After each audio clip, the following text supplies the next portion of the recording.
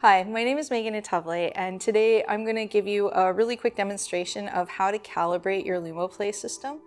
I'm calibrating on a floor, but the steps that I'm going to show you will apply whether or not you're using LUMOplay on a floor or in a wall ball installation. If you're doing an installation where the camera is pointing back at the person away from the display, then your calibration is actually much simpler. So this is the most complicated type of calibration you can get, and as you're about to see, it's really simple. Once you have LUMOplay installed on your computer, you can calibrate it directly on the display that you're using for your interactive floor or wall. But if you do use a computer like a laptop or a computer that has a second monitor, you may find it easier to do this calibration step by moving your LUMOplay software interface into the second monitor and having the games appear on the floor. It's up to you how you want to do this, but in most of my installations, the projector or the display that I'm using for the interactivity is the only display connected to the computer. So that's how I'm going to be demonstrating this today. To get started with calibrating your LUMOplay installation, you will go to the drop-down that's at the corner. Hi, Momo. You'll go to the drop-down that's at the corner of your screen and just select Calibrate. Once you do that, you'll have 6 options for the different types of setups. The calibration steps I'm going to be showing you apply to the floor as well as to the wall ball setup and the wall close-up setup. With touchscreen, when you're setting it up, you just select touchscreen, and that's the extent of your calibration. With the TV or monitor or wall full body setup, it's pretty much the same thing. You're just selecting the camera and selecting the range that you want the camera to track, and that's it.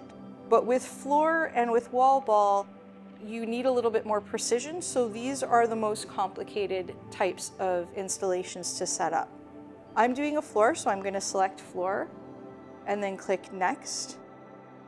And as I mentioned, I only have one display connected to my computer, but if you did have a second monitor, you would have the opportunity to choose which monitor is going to play your games and which monitor you're going to use just to control your interface.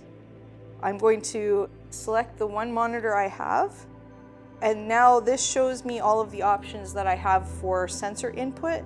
The Orbbec Astra 2 is the camera that I'm using to calibrate today. The other option, which is always available, is mouse and touch input. So if you don't have a camera yet, but you want to test your system, you can select mouse or touch input. And if you do that, then that's the end of your calibration. And that will allow you to engage with the interactive projection using a mouse or a touch device. In this case, I want to calibrate a 3D camera, so I'm choosing the Orbbec Astra 2.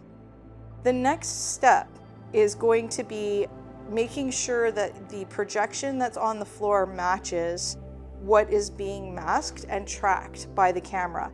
And as you can see, my feed is green. It's actually showing the depth feed by default. We're working on figuring out why this is happening, but if this happens to you, just flip it over to distance using the toggle at the bottom, and then back to color, and it should show you the color feed. Now what you're going to do is you're going to make sure that the dot that is on your camera feed is in the same position as the dot that is on the calibration display. And to do that, you'll use these flip and mirror buttons until the dot is in the same corner. And then the next step is you're going to click and drag these little blue handles into the corners.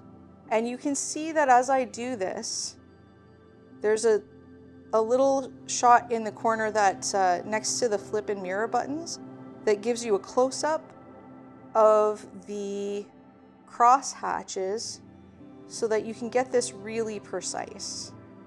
You want to get as close to those actual corners as you can. And what that does is it tells LUMOplay this is the area that your projection is in. That's it for that step. The next step is going to involve me having to move the cat and the ladder and myself off of the screen. So I'm going to take everything that is anywhere near this system. That means you too, mister. I know. How about we give you a treat?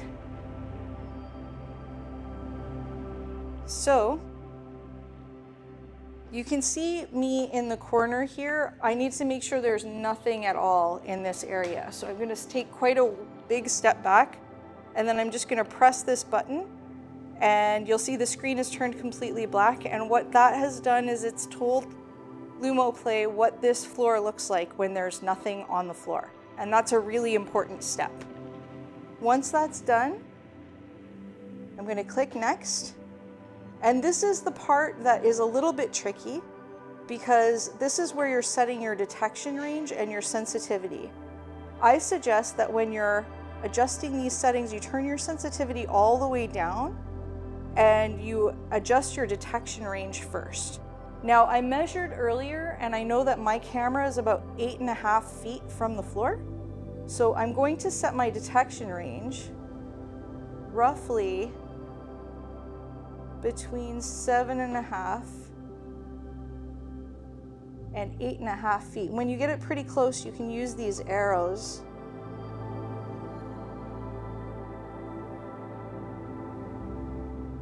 And then I'm going to give it about a foot on top of the floor, and then turn this sensitivity back up.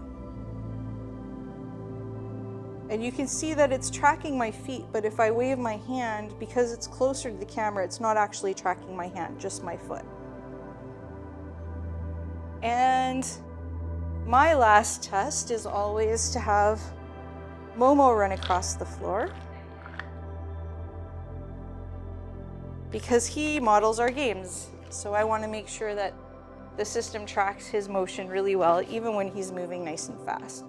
And that's it. You could use the noise reduction and delay sliders for cameras that have a lot of noise, or for installations where you want there to be a little bit of a delay between the motion and their interaction. But in this case, I'm not going to adjust those, and the defaults are fine. I'm going to click done, and now I can load any of my apps.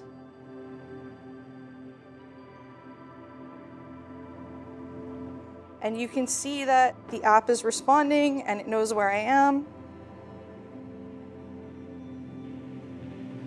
And this also applies to apps that are a little bit more, that require a little bit more accuracy. So this hockey app needs to be pretty precise in order to track where I'm kicking, and as you can see, it's tracking really well. So that's just using the simple calibration settings in LUMOplay, and it only took me a few minutes to do. If you have any questions about doing this, or you're setting up your display for the first time and you want help, you can call us or send us an email at info@lumoplay.com, or reach out through our website, and we'll schedule a free calibration session to help you do this and help you understand what's happening.